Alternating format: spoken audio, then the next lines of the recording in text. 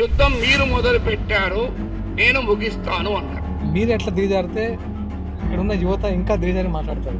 Social మీడియాలో TDP కానీ జనసేన కానీ ఆయన పైన వైసీపీ కండువాలు వేసి ట్రోల్ చేయడం. టీడీపీ కూడా అఫీషియల్ ఫైట్ చేయాలి, వాళ్ళు ఫైట్ చేయాల్సింది టీడీపీ కదా. మీరు డిప్యూటీ సీఎంగా బాధ్యత నిర్వహిస్తున్నారా లేదా విమర్శలు చేయండి. మీ ఇంట్లో వాళ్ళ మీద, పిల్లల మీద విమర్శలు చేస్తే తట్టుకోగలరా? ఈ ఓవరాల్ ఇష్యూలో ఆంధ్ర తెలంగాణ రెండు ప్రాంతాలు తీసుకొచ్చి ప్రాంతాల మధ్య విద్వేషాలు రెచ్చగొట్టే పరిస్థితులు ఏమైనా కనిపించాయి మీకు? సో మీరు ఇలాంటి తగ్గించుకుంటే మీరు ఒక స్టాండ్ తీసుకోండి. మాట నా వ్యాఖ్యల వల్ల ఇక దోమ చనిపోయిందా, శివం చనిపోయిందా, ఒక్కడికైనా అన్యాయం జరిగిందా, నా మీద కేసులు పెట్టారు, అరెస్టులు అంటున్నారు.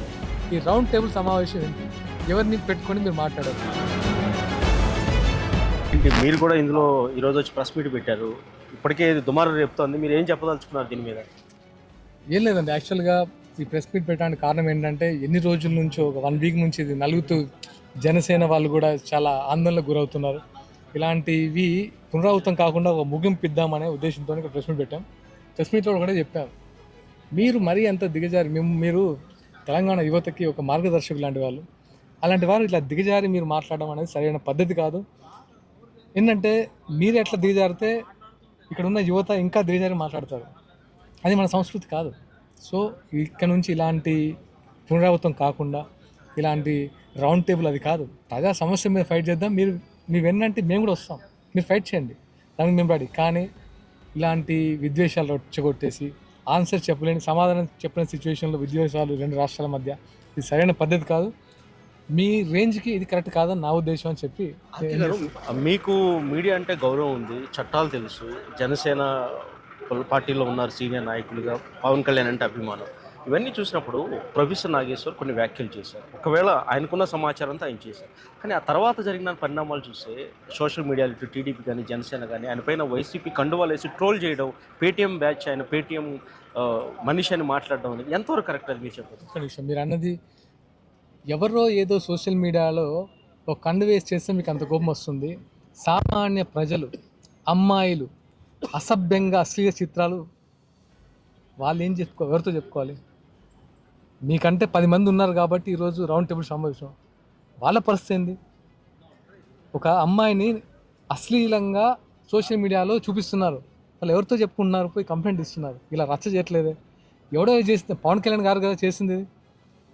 సోషల్ మీడియాలో ఒక్కొక్కరు ఒక్కొక్కలా ఉంటారు, దాన్ని పెద్ద మనస్తత్వంతో తీసుకోవాలి. కానీ ఇలా సంకుచిత హ్యాండిల్ సార్, టీడీపీ కూడా అఫీషియల్ హ్యాండిల్స్ మీద ఫైట్ చేయాలి. వాళ్ళు ఫైట్ చేయాల్సింది టీడీపీ మీద కదా. మరి జనసేన పవన్ కళ్యాణ్ తిరగడం ఎందుకు? నీకు వాళ్ళు అఫీషియల్ హ్యాండిల్ అన్నప్పుడు వాళ్ళ మీద మీరు చేయాలి ఫైట్. జనసేన పవన్ కళ్యాణ్ గారి మీద ఎందుకు? ఇది ఇంకా తీవ్రం అయిపోయింది. అంటే మీరు అంటే ఇది ఇలాంటి సంకేతాల వల్ల రేపొద్దున ఏదైనా బయట మాట్లాడాలి, ఒక విమర్శ చేయాలంటే కూడా భయపడతారు కదా. విమర్శలు ఎలా ఉండాలంటే వ్యక్తిగత విమర్శలు ఉండకూడదు, పాలసీల మీద విమర్శలు చేయండి. మీకు ప్రజాక్షేత్రంలో ఏ సమస్యల మీద విమర్శలు చేయండి. మీరు డిప్యూటీ సీఎంగా బాధ్యత నిర్వహిస్తున్నారా లేదా విమర్శలు చేయండి. మీ ఇంట్లో వాళ్ళ మీద, పిల్లల మీద విమర్శలు చేస్తే తట్టుకోగలరా? జర్నలిస్టులు అయినా తట్టుకోలేరు, సామాన్య ప్రజలైనా తట్టుకోలేరు. అది ఒకటి గమనించుకోండి. అప్పుడు ప్రాపర్గా ప్రజాస్వామ్యబద్ధంగా వెళ్తారు. నువ్వు ఏం మాట్లాడినా సరే ఫ్యామిలీ మీదకి, పెళ్ళిళ్ళ మీదకి, సినిమా మీదకి అర్థం ఉందా? మీరు సమర్థిస్తున్నారా ఆ వ్యాఖ్యలని? అదే అడుగుతున్నాను. సో ఇక్కడ నుండి ఇలాంటి మాటలు మాట్లాడి మీ గౌరవాన్ని మీద తగ్గించుకోకండి అని నేను. ఈ ఓవరాల్ ఇష్యూలో ఆంధ్ర తెలంగాణ రెండు ప్రాంతాలు తీసుకొచ్చి ప్రాంతాల మధ్య విద్వేషాలు రెచ్చగొట్టే పరిస్థితులు ఏమైనా కనిపించాయి మీకు? అటు ప్రెస్ మీట్లు కానీ ఇటు వ్యాఖ్యలు కానీ? వాళ్ళు ఉపసంహరించుకున్నారు ప్రొఫెసర్ నాగేశ్వరరావు గారు. అయిపోయిన తర్వాత కూడా మళ్ళీ వచ్చి ఒక రౌండ్ టేబుల్ సమావేశం పెట్టడం అనేది అర్థం కాలే, ఎవరో ప్రొవోక్ చేస్తే పెట్టినట్లుంది. సో మీరు ఇలాంటి తగ్గించుకుంటే మీరు ఒక స్టాండ్ తీసుకోండి. మాట మీద ఉండి అయిపోయింది. మళ్ళీ రౌండ్ టేబుల్ సమావేశం ఏంటి?